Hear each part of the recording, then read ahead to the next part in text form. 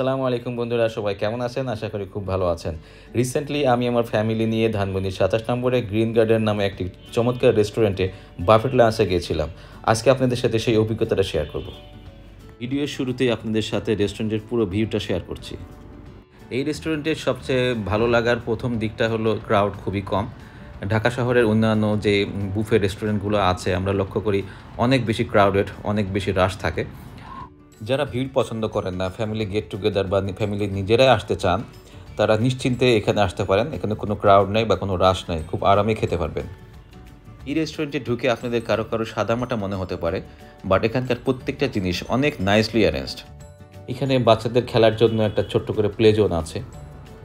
Green garden রেস্টুরেন্টের আরেকটা দিক আমার খুব ভালো লেগেছে, এখানকার সিটিং অ্যারেঞ্জটা খুবই ভালো। প্রত্যেকটা টেবিল এবং চেয়ারের মধ্যে বেশ স্পেস আছে, সহজেই যে কেউ খুব ফ্রিলি মুভ করতে পারে। গ্রিন গার্ডেন রেস্টুরেন্টের বুফে সম্পর্কে তাদের নিজস্ব পেজে প্রত্যেকটা ইনফরমেশন বিস্তারিতভাবে দেওয়া আছে। রেস্টুরেন্টের লোকেশনটা খুবই সহজ। ধানমন্ডির ২৭ নম্বর সোবানবাগ যে মসজিদটা আছে ঠিক অপোজিটে এই রেস্টুরেন্টটা অবস্থিত। ড্যাফোডিল প্লাজার লিফটের ৮-এ গেলেই এই রেস্টুরেন্টটি পেয়ে যাবেন। যারা পার্সোনাল গাড়ি নিয়ে আসতে চান তারা খুব নিশ্চিন্তে এখানে চলে আসতে পারেন, পার্কিংয়ের খুব ভালো ব্যবস্থা আছে। আমরা লাঞ্চের সময় গিয়েছিলাম, তো বুফে লাঞ্চের এদের আইটেমটা থাকে 95+ আইটেম এবং কস্টিং পড়ছে এখানে ১১৫০ টাকা। এবং রাতে এখানে ১০৫টারও বেশি আইটেম থাকে, যার কস্টিং পড়বে পার পারসন ১২৫০ টাকা। এখানে কারো কারো কাছে আইটেম কম মনে হতে পারে, বাট প্রত্যেকটা আইটেম খুবই চমৎকার ছিল, প্রত্যেকটা টেস্ট অনেক ভালো ছিল। এখানকার ব্যতিক্রম একটি অভিজ্ঞতা, সেটা হলো কি ঢাকা শহরের অন্যান্য যে রেস্টুরেন্টগুলো আছে যেখানে ক্রাব বা যেটাকে আমরা বাংলায় কাঁকড়া বলে থাকি, প্রত্যেকটা জায়গায় আমি খাওয়ার চেষ্টা করেছি, কিন্তু কাঁকড়ার যে ব্যাড স্মেল আছে সেই ব্যাড স্মেলের কারণে কোথাও আমি ঠিকমতো খেতে পারিনি। শুধুমাত্র এই রেস্টুরেন্টেই ঠিকঠাকভাবে খেতে পেরেছিলাম। এই রেস্টুরেন্টের খাবার পরিবেশন খুবই চমৎকার, আমার কাছে খুবই ভালো লেগেছিল। বিশেষ করে সালাদ সেকশনের যে আইটেমগুলো ছিল এবং সালাদ সেকশনের যেই নাইসলি অ্যারেঞ্জমেন্ট ছিল, খুবই ভালো লেগেছিল আমার কাছে।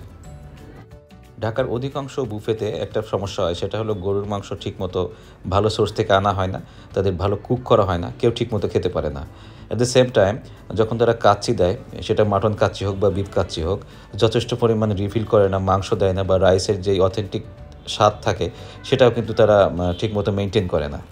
এই রেস্টুরেন্টের বিফের পরিমাণ খুবই ভালো ছিল, ওয়েল কুকড ছিল, ভালো সোর্স থেকে আনা ছিল। মাটন কাচ্চির যেই মেজারমেন্ট এবং যে টেস্ট, সেটা একদম অথেন্টিক ছিল।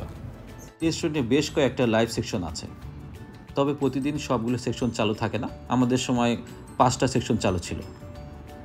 আমরা যেদিন গিয়েছিলাম সেদিন গ্রিল সেকশনে ফিশ এবং চিকেন ছিল, পমফ্রেট ফ্রাই ছিল, দোসা সেকশন ছিল, মোমো লাইভ ছিল এবং বাচ্চাদের খুব ফেভারিট একটি খাবার ওয়াফেল ছিল।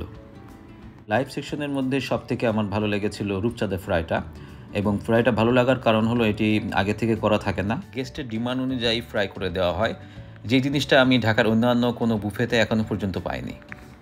এছাড়াও এই রেস্টুরেন্টে জুস সেকশন এবং আইসক্রিম সেকশন আছে, যেখানে পে করে খেতে হবে আপনাদেরকে। তবে আমার কাছে মনে হয়েছে জুস সেকশনটা বাফেটের মধ্যে ইনক্লুড থাকা দরকার ছিল। আইসক্রিমটা ঠিক আছে, এখানে জুসের প্রাইসটাও অনেক বেশি হাই ছিল এবং এটা আর্টিফিশিয়াল ছিল, অরিজিনাল কোনোটাই ছিল না। তবে আমার কাছে মনে হয়েছে এটা একটা ব্যাকওয়ার্ড এই রেস্টুরেন্টের জন্য।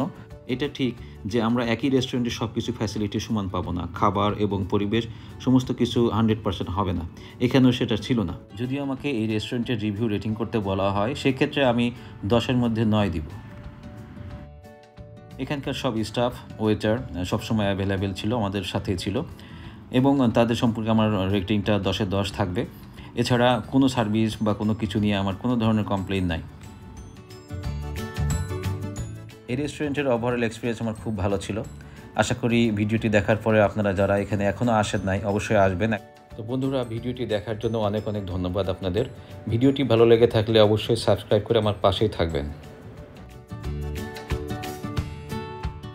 ভিডিওর বাকি অংশটুকু দেখতে থাকুন। আজকের মতো এখানেই বিদায় নিচ্ছি। আল্লাহ হাফেজ।